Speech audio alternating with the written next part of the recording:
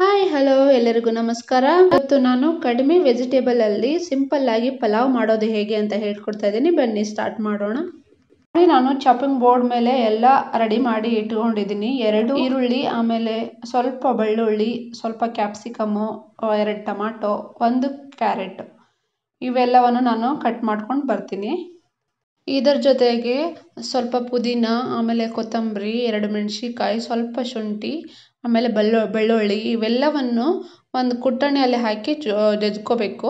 ನೀವು ಮಿಕ್ಸಿಗೆ ಹಾಕಿ ಆದರೂ ಗ್ರೈಂಡ್ ಮಾಡ್ಕೊಳ್ಳಿ.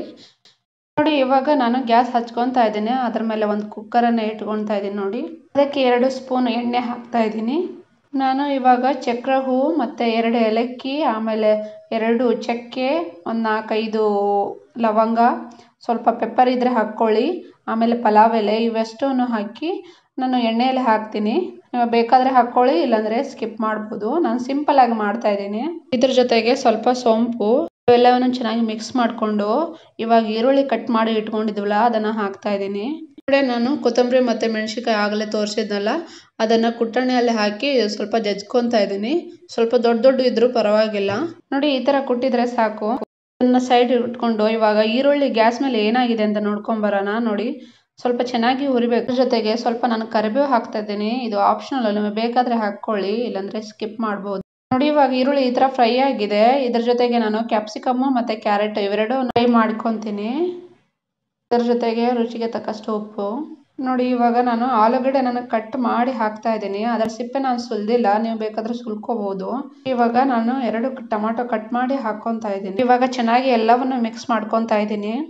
ನೋಡಿ, ಮಿಕ್ಸ್ ಮಾಡಿದ ನಂತರ ಇವಾಗ ನಾವು ಮೆಣಸಿನಕಾಯಿನ ಕುಟ್ಟಿಟ್ಟಿದ್ವಲ್ಲ ಅದನ್ನು ಹಾಕ್ಕೊತಾ ಇದ್ದೀನಿ. ಇವಾಗ ನಾನು 1.5 ಕಪ್ ರೈಸ್ನ ತೊಗೊಂಡಿದ್ದೀನಿ. ಅದನ್ನು ತೊಳ್ಕೊಂಡು ಬರ್ತೀನಿ. ನೋಡಿ, ಇವಾಗ ನಾನು ತೊಳೆದಿದ್ದೀನಿ, ಅದನ್ನು ಸೈಡ್ ಇಟ್ಕೊತಾ ಇದ್ದೀನಿ.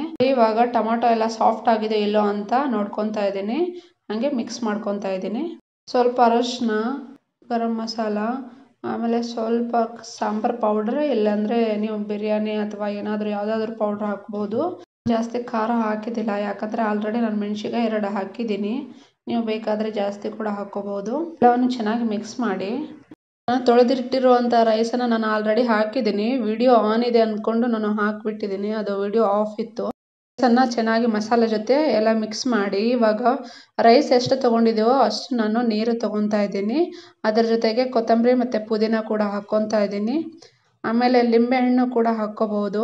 ಇವಾಗ ಉಪ್ಪು ಖಾರ ಎಲ್ಲ ಕರೆಕ್ಟ್ ಇದೋ ಇಲ್ಲೋ ಅಂತ ಚೆಕ್ ಮಾಡಿಕೊಂಡು ಕುಕ್ಕರ್ ಲಿಡ್ ಹಾಕಿ ಮುಚ್ಚಿಡಿ. ಕುಕ್ಕರ್ದು 2 ವಿಸಿಲ್ ಬರಬೇಕು, ಅಲ್ಲಿವರೆಗೂ ಕೂಗಿಸ್ಕೊತೀನಿ. ಆಮೇಲೆ ಗ್ಯಾಸ್ ಆಫ್ ಮಾಡ್ಕೊಳ್ಳಿ. ಇವಾಗ ಲಿಡ್ ಓಪನ್ ಮಾಡ್ತಾ ಇದ್ದೀನಿ. ನೀವೇ ಯಾವ ಥರ ಬಂದಿದೆ ಅಂತ. ಈ ಥರ ಉದುರ ಆಗತ್ತೆ. ಒಂದ್ಸರಿ ಟ್ರೈ ಮಾಡಿ, ಹೇಗಾಯ್ತು ಅಂತ ಕಮೆಂಟ್ ಮೂಲಕ ತಿಳಿಸಿ. ಇವಾಗ ನಾನು ಸರ್ವ್ ಮಾಡ್ಕೊತಾ ಇದ್ದೀನಿ. ನೋಡಿ, ಜೊತೆಗೆ ನಾನು ರೊಟ್ಟಿ ಕೂಡ ಇಡ್ತಾ ಇದ್ದೀನಿ. ನಿಮಗೇನಾದರೂ ರೊಟ್ಟಿ ಹೇಗೆ ಮಾಡೋದಂತ ವಿಡಿಯೋ ಬೇಕಿದ್ರೆ ಪ್ಲೀಸ್ ಕಮೆಂಟ್ ಮೂಲಕ ತಿಳಿಸಿ. ಅದರ ಜೊತೆಗೆ ನಾನು ಮೆಣಸಿನಕಾಯಿ ಚಟ್ನಿ ಮತ್ತು ಮೊಸರು ಕೂಡ ನಾನು ಸರ್ವ್ ಮಾಡ್ತಾ ಇದ್ದೀನಿ. ವಿಡಿಯೋ ನಿಮಗೆ ಸ್ವಲ್ಪ ಆದರೂ ಇಷ್ಟ ಆದರೆ ಪ್ಲೀಸ್ ಲೈಕ್ ಆ್ಯಂಡ್ ಸಬ್ಸ್ಕ್ರೈಬ್ ಮಾಡಿ. Thank you.